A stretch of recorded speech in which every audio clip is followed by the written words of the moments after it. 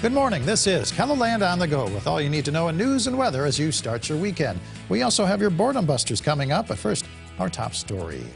The USD women's basketball team has accomplished something that had never been done in school history. The Coyotes earned an NCAA tournament win for the first time with a 75-61 win over Ole Miss on Friday. The USD was led by senior Chloe Lamb and Hannah Shervin, who each scored 20 points.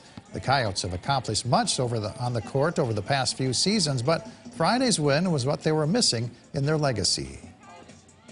And that's really important to them. And for them, it's more than just trying to win basketball games. They want to leave a legacy, and this is the way that we do things. And so they're just impressive young ladies. There are four seniors in Reagan, Liv, Chloe, and Hannah. USD will meet second-seeded Baylor in the second round of the tournament. They'll play on Sunday at 5 p.m. KELOLAND's Grant Sweeter is in Waco, Texas, and he'll have a story with the team later today on KELOLAND Weekend News. The city of Sioux Falls and the Village River Group have reached a settlement that could move a major downtown development forward after being stalled for nearly 3 years. The city will pay the developer $500,000 to walk away and let the city come up with another plan. Village on the River was supposed to be a one-of-a-kind development, 15 stories tall with a hotel, restaurants, and shops, all built on top of a city parking garage. The mayor says the settlement allows everyone to move forward. Now that the settlement agreement has been reached, we're going to see what opportunities come up. We're not committing to any timeline to get that done. We just want to do what's right for that project and maximizes the value for downtown. The city is working on a plan to open up the project to other developers who can submit their proposals for the site.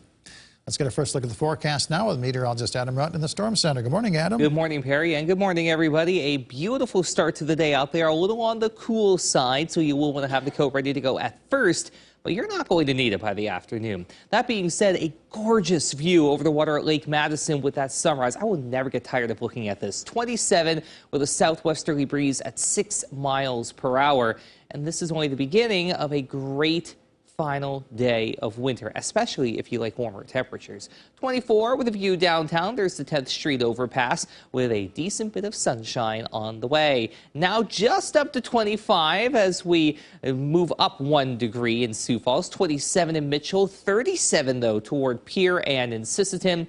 24 Watertown, 26 in Aberdeen, 32 as you head into Rapid City with low 30s extending up to Mulberry and Buffalo. Not much of a breeze to speak of today, so it's going to really be, at bare minimum, a tolerable day to be outside, but that's getting kind of nitpicky. Enjoy it if you can. If you can't today, well, tomorrow is looking just as nice, and it's also going to be warmer. Not much going on today, not much going on Sunday, but by next week, things change. We'll talk about that coming up. All right, thank you very much, Adam. Well, thousands of people will gather in downtown Sioux Falls today to celebrate St. Patrick's Day. Sioux Falls police recommend getting to the parade early so you can find a parking spot.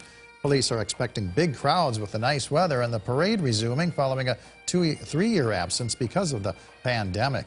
Now, activities get underway at 11 a.m. with the traditional painting of the shamrock in front of Mrs. Murphy's Irish Gifts on Phillips Avenue.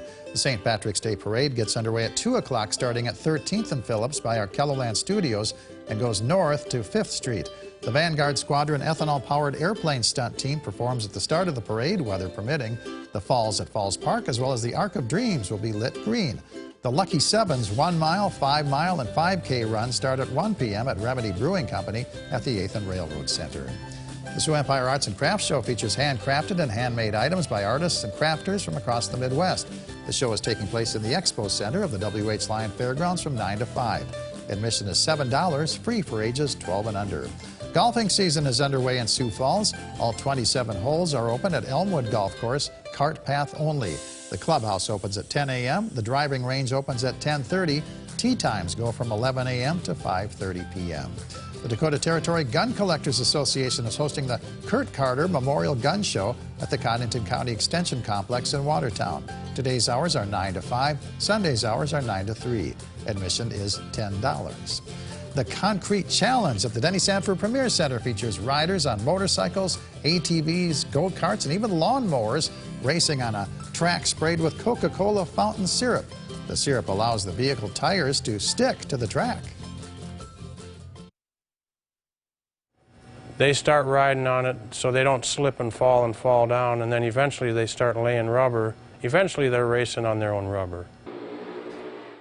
Gates open at the Premier Center at 9 a.m. Practice runs take place throughout the day with the main event starting at 7 p.m. Admission is $20, $15 for children. Adam? Well, if you're going to be headed outside today, and again, I recommend you do so, you will need at least a hoodie or a coat at first, but not later this afternoon with temperatures climbing into the 60s. So if you're headed downtown for the St. Patrick's Day Parade, or if you want to just head out to a park, if you want to go for a bike ride, shoot some hoops, play some ultimate frisbee, you can't go wrong with temperatures climbing into the 60s out there today. There is an upper level trough, but that's going to be just about it today. It's basically there for show. What we do have out there is well to the east in the form of an area of low pressure that will continue to gradually move on up into portions of Canada and New England. We get our own low pressure system by Monday into Tuesday. Until then, today and tomorrow basically bone dry. Sunday, the first day of spring, easily the warmest day, not only of this weekend, but of the next 7 to 10 days for that matter. So just something to think about. But watch what happens on Monday into Tuesday. We do get at least some moisture west river, but right now, the better chance for appreciable rainfall, maybe mixing with some snow at times, will be East River and even closer to the I-29 corridor through Tuesday. So keep an eye out for updates. This is all going to depend on where this low tracks and how much moisture we can tap into. Regardless of what we do see, it's still going to be better than the alternative in what has been an otherwise very dry winter at times. Temperature-wise, we do take a step backward through midweek, only to rebound again, headed into the first full weekend of spring, with odds favoring near to above average temperatures sticking around as we head toward the end of March. Highs today in the mid-50s to the northeast, but 60s elsewhere, and overnight low temperatures will drop mainly into the 30s. A few upper 20s are not out of the question. Your 7-day forecast has a very warm, albeit windy, first day of spring. So please be mindful that fire weather concerns are going to be elevated, not just Sunday, but we can also include today for that matter. Please be careful with any outdoor heat sources. We get that much needed chance for moisture for the first half of your upcoming work week, only to dry out by next Friday. Have a great day, everybody. For more on your local news, weather, and sports, you can always head on over to KELOLAND.com.